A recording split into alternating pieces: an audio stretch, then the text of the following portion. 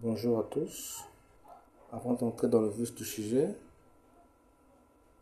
je vous présente d'abord cette opération que tout le monde sera capable de lire.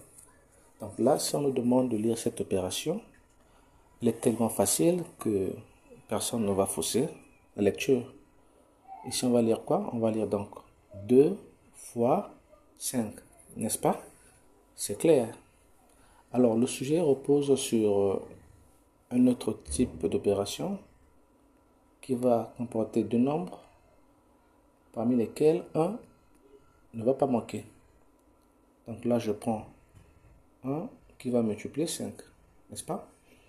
Alors, si on vous demandait de lire cette opération, soyez sûr que la plupart des gens, des élèves et même les enseignants commettent cette erreur.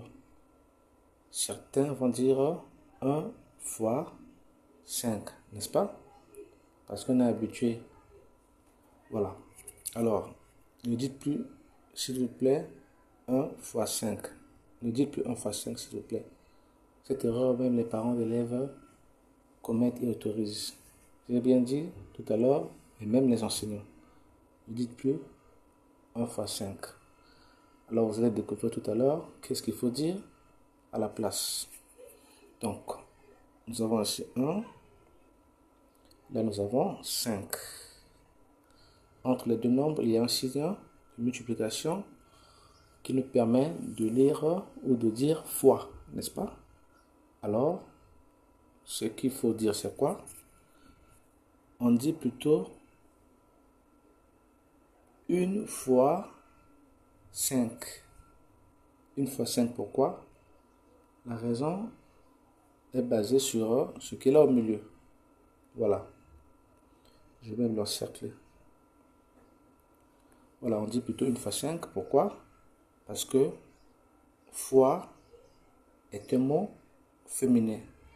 Ce serait une faute de dire 1 fois 5.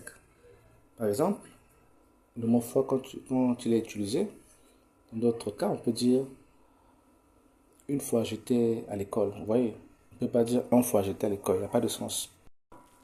Donc, retenons que on doit lire plutôt 1 fois 5.